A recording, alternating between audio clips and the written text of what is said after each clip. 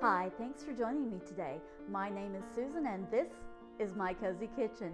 Today I want to have a cozy kitchen chat with you about meal planning and grocery shopping.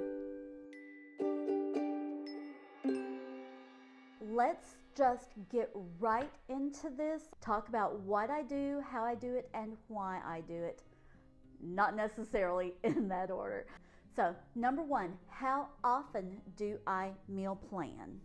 Currently, I plan once a month, and that way I know that I'm going to have everything I need minus fresh vegetables, milk, eggs, those few things that I run back to the store for every week to 10 days as needed. Your how often may be different. I mean, there were times in my life that I planned a week at a time. The process is the same if you're doing it for a week or for a month. It's just the amount that you have to plan for is different. Number two, reasons why I meal plan. I have 5 reasons why I meal plan. And I'm going to start with my number one biggest reason, and that's to save money. I'm not just going to the grocery store on a whim and buying anything and everything that looks good. I'm buying what I need for the month. I also utilize our grocery store's curbside pickup. After I make my grocery list, I go online, I order the things that I need. I'm done, and that takes out a lot of the impulse buying. So even though there is a slight markup per product, I save money by not actually physically going in the store and impulse buying. Number two, I save time.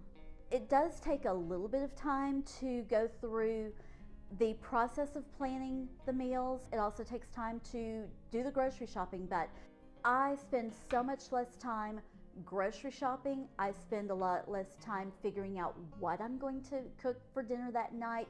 It just overall, I probably save 2-3 hours a week. Really. Because I have done my meal planning and I've done my grocery shopping according to my meal plan and what I need for that period. I save my sanity, or let's call it, there is less frustration because I have a set of meals to choose from and I know I have everything I need to make that meal because I planned for it, I bought for it, and I'm ready for it.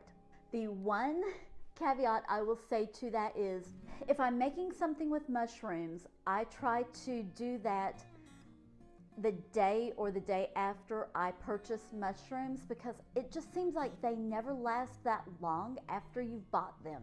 Fewer things go bad in the refrigerator, and I don't have the frustration of, oh, what am I going to make for dinner tonight? Oh, no, that's not there. I don't have to deal with that because I've already figured it out. Reason number 4, I have everything I need to cook what I want to cook. There might be an ingredient missing if it's a fresh vegetable, but that's the only thing that's going to be missing. If I know in the morning that I want to make it, I've got time to run to the grocery store, grab that 1 or 2 items, and then be back home. And then the last reason that I meal plan is it gives us a better variety of meals. I'm not making the same 5 to 7 things every week. When I put spaghetti on my meal plan, then there's going to be an Italian casserole or some kind of casserole a couple of days later. If there's not, then I know that I need to freeze that sauce so that I have it later. So the next time I decide to make spaghetti, I can just pull that frozen sauce out. I can add maybe a little bit more tomato to it or a little bit more meat or add something to it to make enough that we have spaghetti for another meal and I haven't had to cook again. Hello, there's more cost savings and time savings because I've planned ahead by either freezing or by making it into something else. So you see, those are 5 very easy, quick, wonderful reasons to meal plan. Gonna pop them up on the screen one more time. Here we go. We save money, we save time, we have less frustration, we have everything we need, and there is a variety of food. So that is why I meal plan.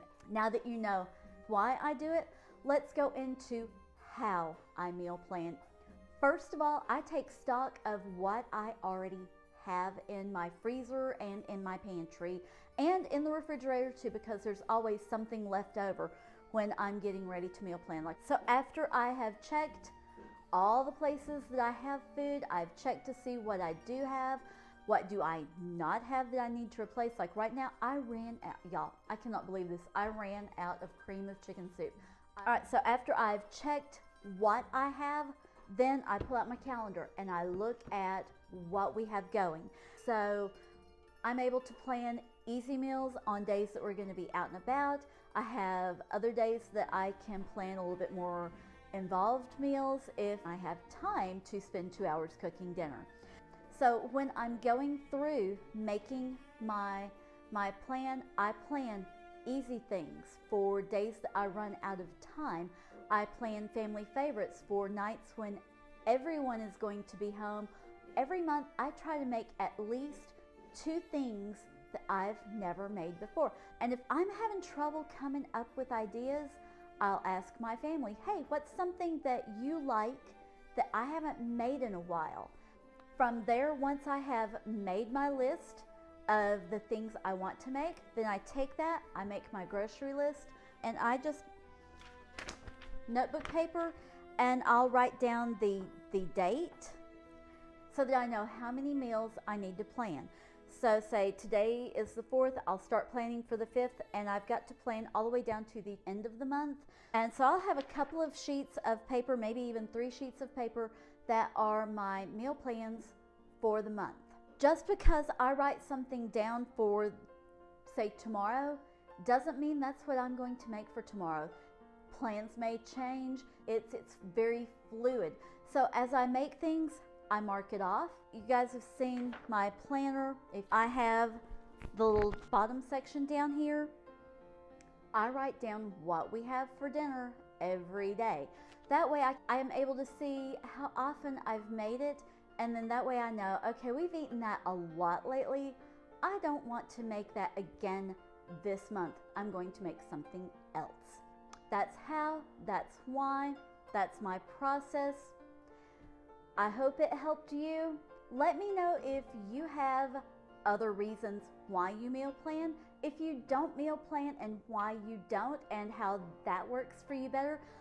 And if you have a better way to do it, or maybe something you can add to the conversation, please drop it in the comments below. I love interacting with you. I love learning from you too. So drop a comment on your meal planning. If you enjoyed today's video, please be sure and give it a big thumbs up. If you're not yet a subscriber, please hit that subscribe button and the notification bell so that you find out every time I upload a new video to YouTube. Thanks for watching. God bless.